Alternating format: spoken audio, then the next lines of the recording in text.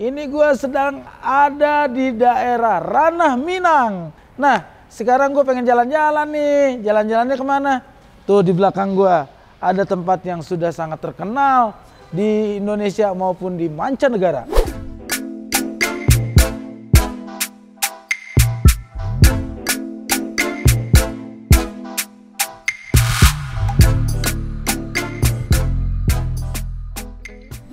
Rp15.000. Nah, tapi untuk mancanegara 20.000. Ini relatif murah banget ya. Tapi sebelumnya ini memang tempat persembunyian tentara Jepang gitu ya. Bunker ya. Jepang. Ya. Tapi yang bikin lubang ini Bang bukan Jepang, orang kita. Itu namanya Rumusa atau pekerja paksa. Dari ujung sana sampai ujung sana ada lagi 15 ruangan tadi. Jadi dari penjara ini Bang, tadi ya, sampai ini kita berdiri ini, atas ini adalah pemakaman umum. Di bawah makam itu ada kehidupan ya? Kehidupan. Berarti yang tadi kita lewatin itu atas itu makam ya? Makam.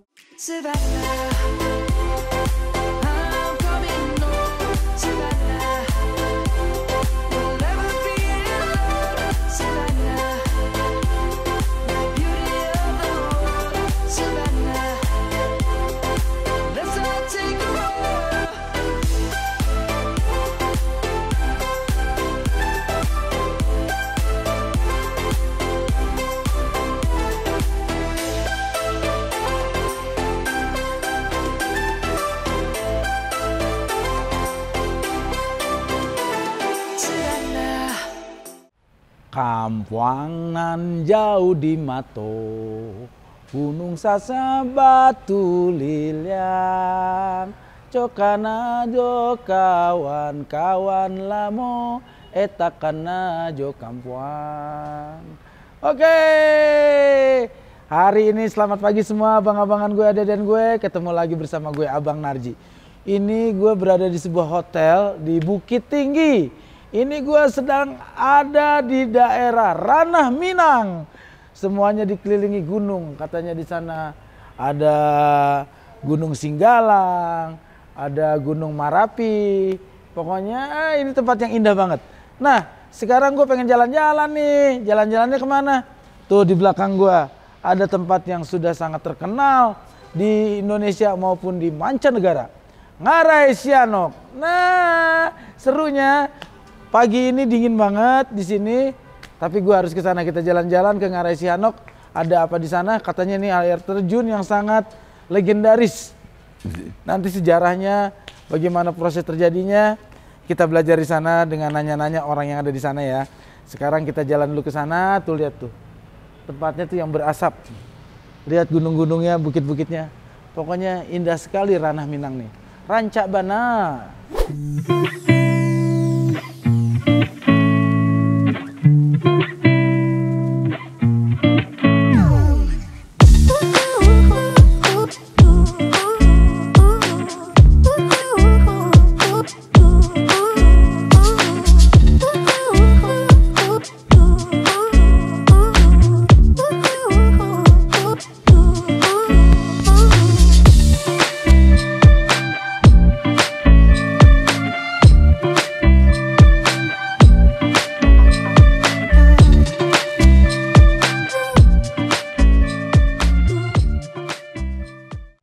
Nah, sebelum masuk ke kawasan, kita lihat-lihat dulu di sini keterangan tentang Ngarai Sianok. Ngarai Sianok ini adalah terdiri dari dua kata ya. Sianok artinya si pendiam. Nah, di sini mungkin orang yang datang ke sini tuh memang suasananya jadi hening, diam. Dan kita lihat di sini sangat jelas ya. Pemandangannya indah banget ya. Kita bisa lihat kaldera. Kaldera itu adalah danau di atas gunung. Dan kemudian di sini kita lihat juga ada batuan terjal yang sampai dengan 90 derajat. Keterangannya lengkap di sini. Keren ya. Nanti kita akan mendaki sedikit. Nah, kita nggak tahu ya di sini karena hari Senin dan sepi. Kita nggak tahu nih kita bisa sampai dengan ke air terjun atau tidak. Yang pasti di sini aja udah sejuk banget. Yuk kita lihat-lihat di sekitar sini. Nah, sekarang kita sudah sampai di Ngarai Sianok. Nah, ini adalah tempat wisata yang memang sudah dikelola ya secara baik. Di sini ada tiketing. Kita pengen lihat dalamnya kayak apa ya. Yuk kita beli tiket dulu di sini. Wah, pagi Pak. Pagi Bang Narji. Ayo. Nah, di sini kita lihat tiketingnya berapa untuk satu orang Pak masuknya Pak? 15.000. Nah, tapi untuk mancanegara 20.000. Ini relatif murah banget ya. Kita jalan-jalan ke sini. Kita lihat di dalam bisa lihat keindahan. Sini kita udah beli tiketnya. Dan sekarang kita masuk.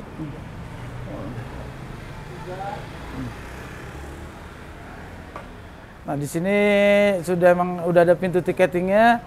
Mbak, di dalam tuh kita bisa lihat apa aja sih, Mbak? Pemandangan Ngarai Sanok sama lubang Jepang. Ada lubang Jepang. Bisa masuk ke dalamnya? Bisa. Tembusnya sampai yang ujung sana enggak? Sampai di Ngarai itu, Pak. Sampai di Ngarai ya? Oh, itu ada lubangnya. Sekitar berapa lama kita nelusurin, Mbak? 15 sampai 20 menit. 15 sampai 20 menit. Oh, ternyata yang tantangan kita di Ngarai Sihanouk ini kita bisa masuk ke lubang Jepang yang jaraknya itu bisa sampai berapa kilo tuh Mbak dalamnya? 800 meteran. Oh, 800 meter. Yuk guys, kayak menarik banget nih.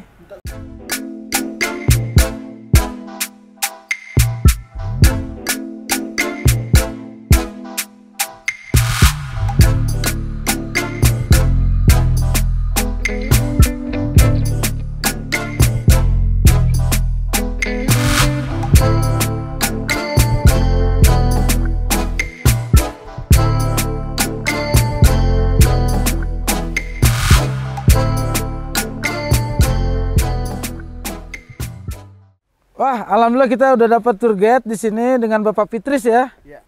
Pak Fitris, gua Jepang ini kita pintu masuknya di mana Pak Fitris? Ini kita mau menuju pintu masuk lubang Jepang. Oh. Ya, kita menuruni tangga dulu. Oh, gitu ya. Ya. Nah, Pak Fitris, sekarang kita pakai dulu biar suaranya jelas. Kita sudah memasuki pintu masuk lubang Jepang ini ya. Pak Fitris, lubang Jepang ini mulai ditemukan atau dikelola tahun berapa sih? Ini dikelola sama pemkot setempat. Itu direnovasi tahun 84. Tahun 84 ya.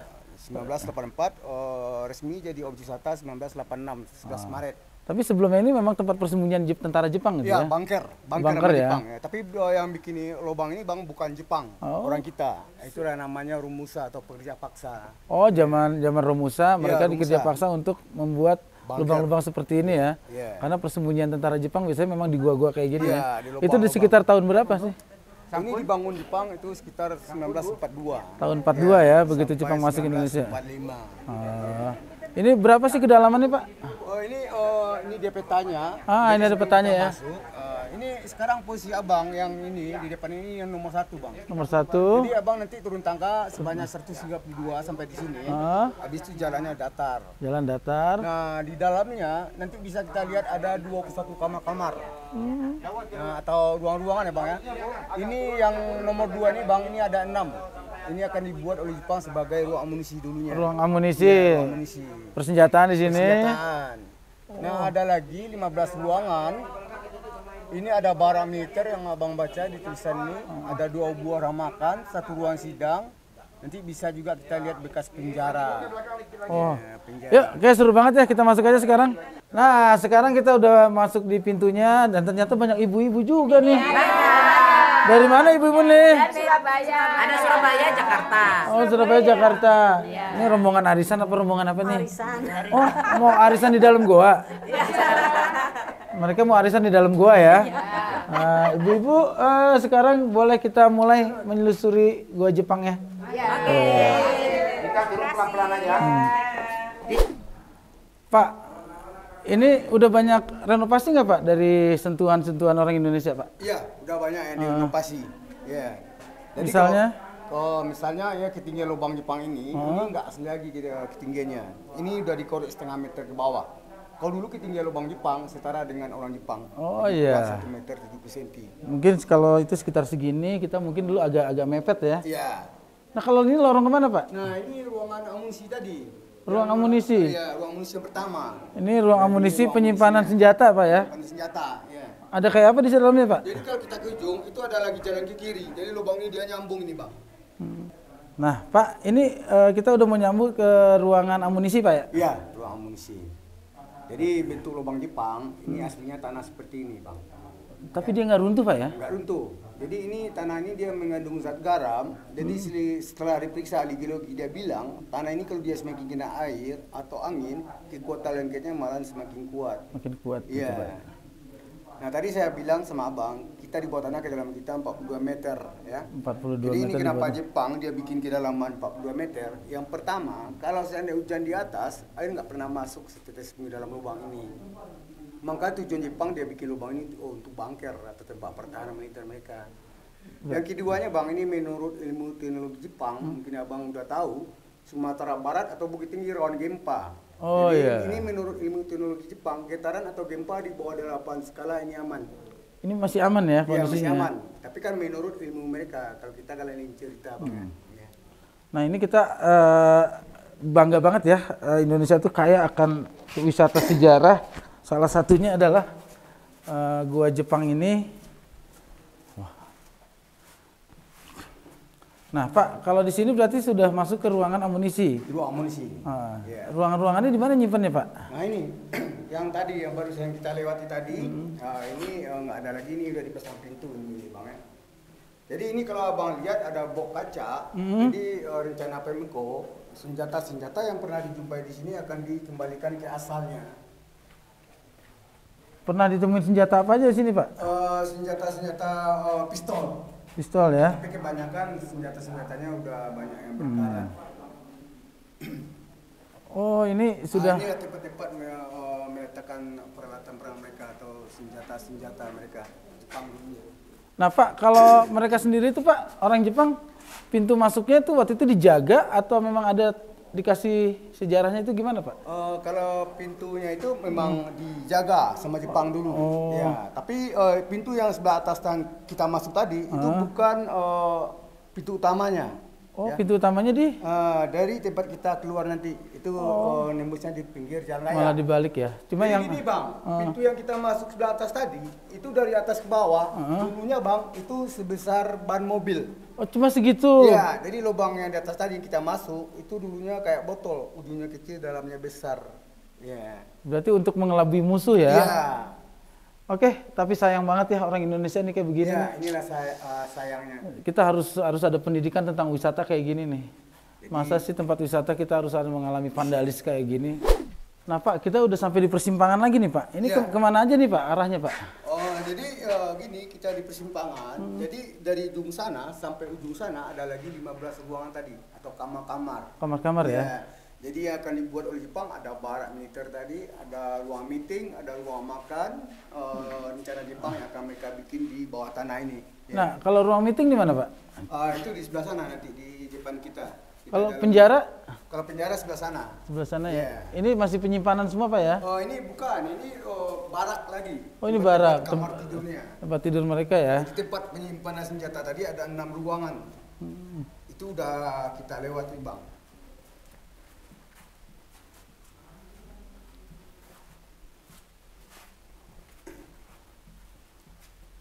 Nah ini ke sana kemana Pak? Nah nanti kita nyambung. Jadi lubang ini dia bang connect semuanya. Oh semuanya terconnecting dia ya? kayak labirin. Ya. Oh iya. Dimana aja kita masuk itu akan berhubungan satu sama dengan yang lain. Ya. Jadi gini bang, lubang Jepang yang ada di Kota Bukit Tinggi bang bukan di sini aja. Nah sebenarnya Kota Bukit Tinggi masih ada lagi lubang. 70% Bukit Tinggi udah dibolong sama Jepang bang. Ya tapi yang ada ke kota itu nggak dibuka buat umum. Disebabkan ini nggak ada ventilasi udara seperti ini. Oh kalau iya, yang ini aman. dilengkapi ada 6 ventilasi udaranya. Lewat mana Pak? Itu yang salah satu yang ujung sana ventilasi udaranya. Dan oh ini sebenarnya udah terconnecting semua ruangan-ruangannya ya. Terkoneksi. Jepang itu mendesain semuanya itu bisa tahu di mana titik-titik mereka berkumpul. Ya. Oh ini benda-benda apa nih Pak? Oh ini benda-benda lama itu lampu-lampunya. Ini kan udah ditukar lagi bang.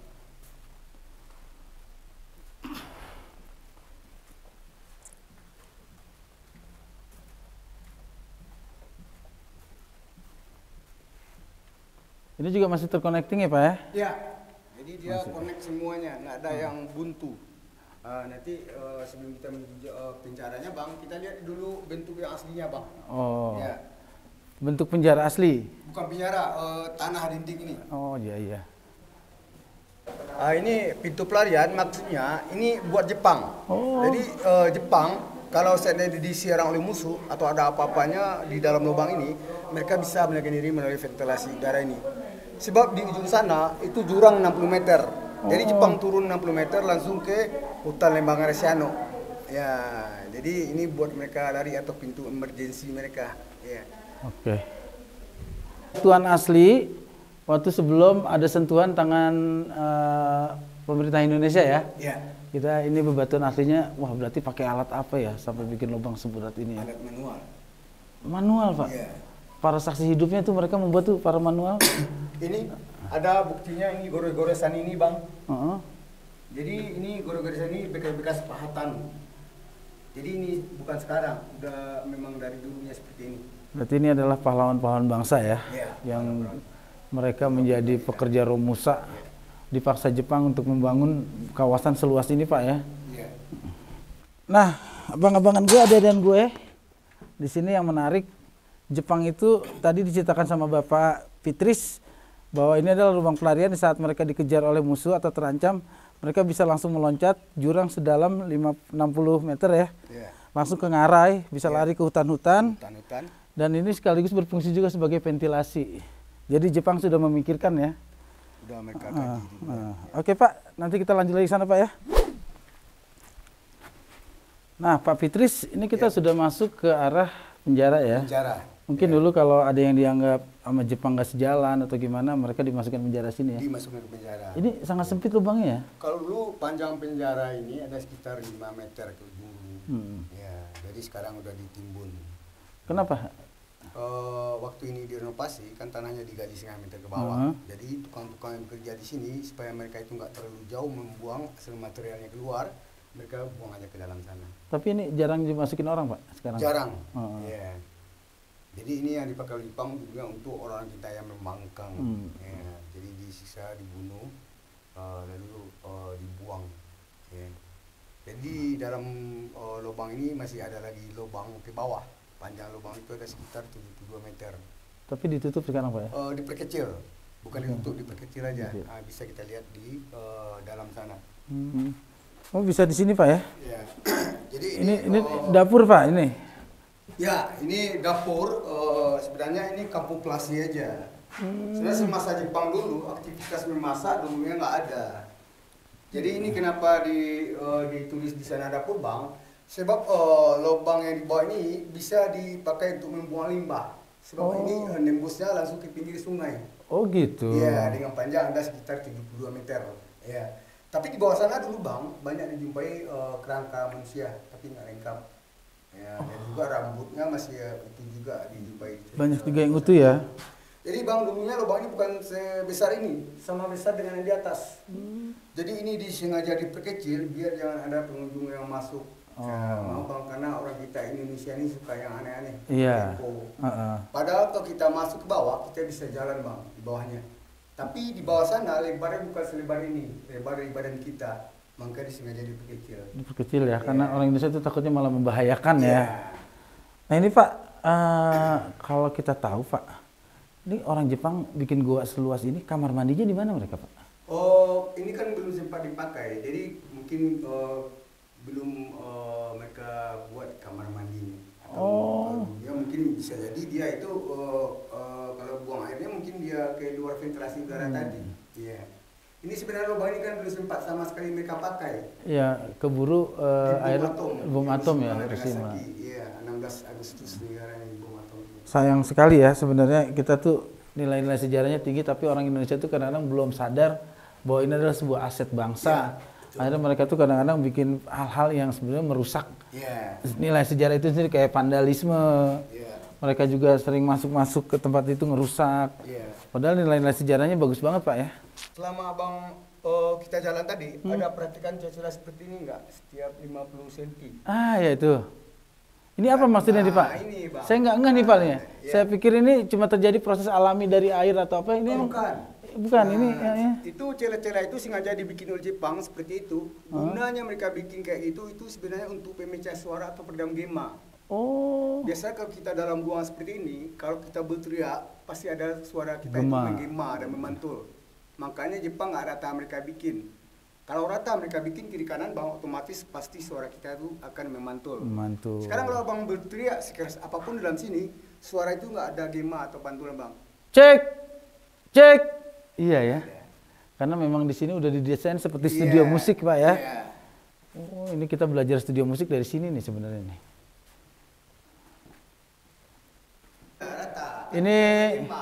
Ini sudah cek. Oh iya. Ini sudah rata, tidak menggunakan lagi apa namanya celah-celah tadi. Cek. Sedangkan tadi di sana cek langsung hilang ya gemaknya. Ya, langsung hilang. Di sini udah hilang lagi. Dulu, seumur abang pernah nggak jalan di bawah kuburan atau di bawah pemakaman? Belum. Belum ya? Belum. Kalau di samping mungkin udah. Iya. Di bawah belum ya? Belum. Nah, ini barusan sebenarnya.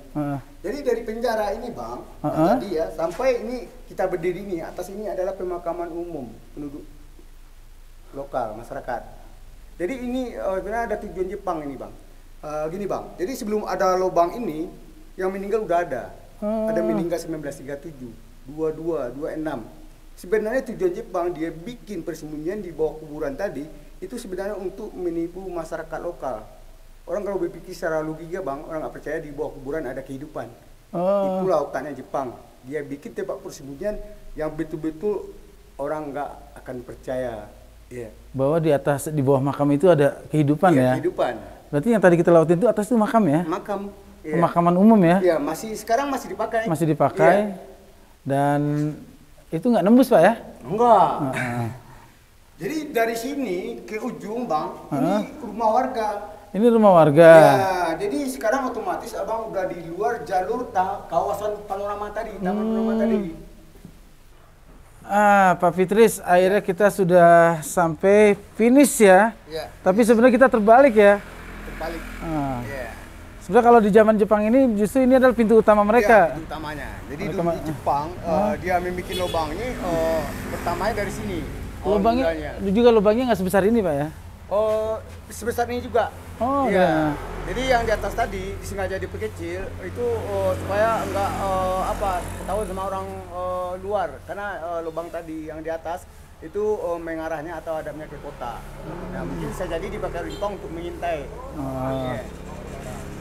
Berarti di sini memang udah didesain. Sekarang justru tempat wisata ini adalah finishnya ya. Iya, kita melihat dulu panorama, setelah melihat keindahan, baru kita lihat sejarah ya. Iya. Endingnya kita di sini. Endingnya di sini. Aduh, Pak Fitris terima kasih banyak. Ya, sama-sama. Sudah menemani saya. Semoga pengetahuan ini buat saya ceritain ke anak cucu nanti bahwa Indonesia tuh punya nilai-nilai sejarah ya, yang bagus, yang bisa kita lestarikan. Oke, abang-abangan gue, adik-adikan gue, para milenial. Yaudah, mulai sekarang hentikan vandalisme di tempat-tempat wisata, terutama tempat-tempat yang bersejarah, karena kita hargai bangsa kita ini adalah kaya akan sejarah, kaya akan cerita, tapi sayang sering dirusak oleh mereka-mereka yang nggak ngerti bahwa ini adalah potensi yang bisa dijual untuk menjadi devisa negara. Oke, jangan lupa untuk subscribe, like, share, dan komen channel YouTube Abang Narji. Makasih, assalamualaikum warahmatullahi wabarakatuh.